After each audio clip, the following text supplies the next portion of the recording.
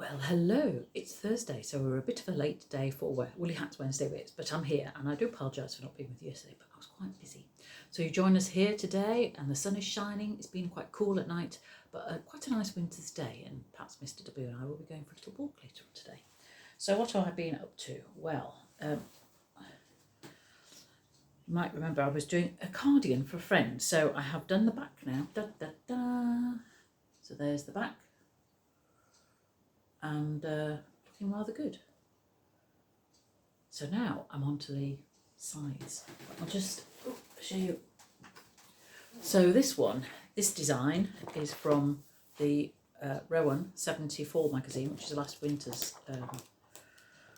magazine, and it's called Cotelin by Lisa Richardson, who is one of their key designers. She's been with them for ages, and she always does nice designs. I always like her stuff. She does quite a lot of sort of cable stuff, but she also does quite a lot of colour work as well, which is good. So the other thing about this is the wool. Here it is. The yarn. Sorry, I'm not in the usual place because the usual place it's too sunny. How about that? Anyway, so the wool is this luscious wool. It's fine felted tweed from Rowan. There we go. And it's rather luscious because it's got 37% alpaca. So it feels a bit like a mohair, but it's not quite as unmanageable as a mohair, because sometimes they can be a bit rough and ready. Well, rough and not be able to see what you're doing, but it's quite nice. So it's a double knit, but the pattern calls for using 5mm, so it's quite a wide knit, so it's quite light, but it's nice and fluffy and cuddly. So I hope that my friend will like her cardigan when it's finished. So that's that. So what else? Well, I've last week in Next Steps in Crochet we were looking at what happens when you crochet into the back loop of a stitch and you come up with an interesting effect. And while I was rummaging around my box of things to take to the class, I found some lovely chunky yarn from Rico. It's half wool and half acrylic. So here it is.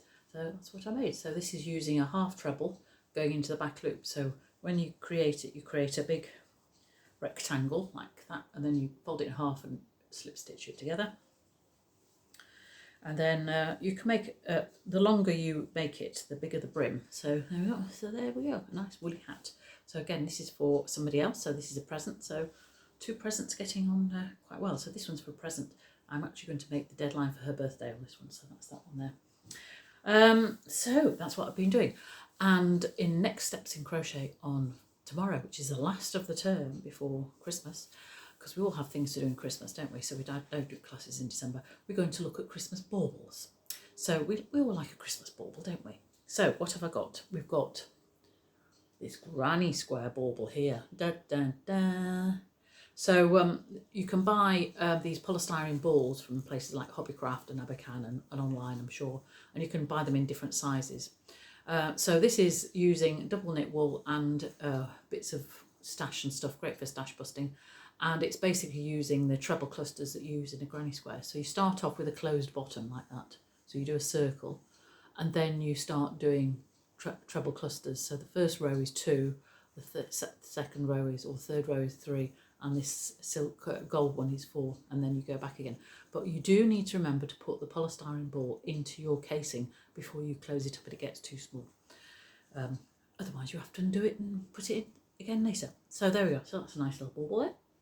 And then the other one that we'll be doing is design from Attic 24. She does a lot of fab blankets for beginners and improvers, but she's done this little bauble here. So there. Da. So that's using a spike stitch. You can see the bits down there, so that's quite an effective thing to do. So I quite like that. So we'll be having a go at that. This one is just stuffed with toy stuffing, and you put that you create this in 2 circles, and then you crochet them together and then stuff it. So there you go. So you can put some beads on the bottom or other things as well. The other thing we'll be doing to help as well as Christmas crochet is eating Christmas biscuits. So I've been channeling my Nigella. They are her lovely Christmas biscuits with cranberries and pecans and white chocolate and vanilla and oats and things like that. There's a bit of sugar and things like that, but who cares? It's Christmas. So that's what we'll be doing tonight. Excuse me. So what else is there to tell you? Oh yes, because it's nice and cool, I'm wearing this lovely jumper here.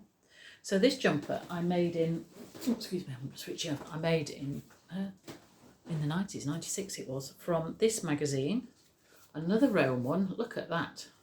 So this one is number 4. They're now on 76. And it was £3.45 and they're now about £14. I don't know when the publishing date was. It must have been the late 80s, early 90s, because I made it in about 96, I think, this jumper. So anyway, this is, it's the design there on that one there. So, nice hunky man. But it's a nice hunky jumper, just right for the cold weather here. And it's got 3 balls of wool, which means it's quite complicated. And I do remember it did take me some time to make.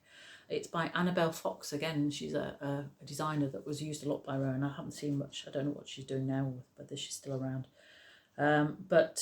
Yes, it was a love jumper, and I'd knitted that one. Whoops, because I do like an arrow. I'd knitted that one before in a red, and I'd done it in acrylic. Now, Rowan yarns are have got lots of wool in, and it does make a difference. So when I knitted that other one in the acrylic, it was nice, but it wasn't as snuggly as a wool one. So when I decided to knit this one, I thought, no, I need to go for more wool. So this has got a lot of wool in it. I think it's almost 100% wool. Can't remember. I mean, in the 90s, that was a long time ago, and I've had lots and lots of sleeps and things since then, and Christmas parties and all that kind of stuff. So I don't know whose the wool was, but I do remember I did make sure that this had lots of wool in it, and it is so cosy and warm. And on days like this, when there's not a lot of wind, you can go out without a coat with this one because it's just nice and snuggly. So there you go, a blast from the past, throwback Thursday almost. So yes, it's nice to keep old patterns like that. Lovely red head on the front. I do like the old patterns. I think they had some really interesting. Look at that. There we go. I did actually make that one. That's from Kay Fassett. Now, those who know Kate Fassett will know that he does lots and lots of colours, and that looks gorgeous. And I did it in obviously in the 90s, 80s. I was a lot younger and didn't have a lot of money, so I used to substitute yarn. So I did that with substitute yarn, and it took me ages. It's intarsia, which is quite a fiddly, and you get lots of balls of wool on the go. But I still have that as well, so perhaps one day I will show you about that. So that's me for this week. Looking forward to the class tonight, and doing lots more cosy knitting to keep us all warm this winter, and also my friends. So bye for now, and I'll see you next week.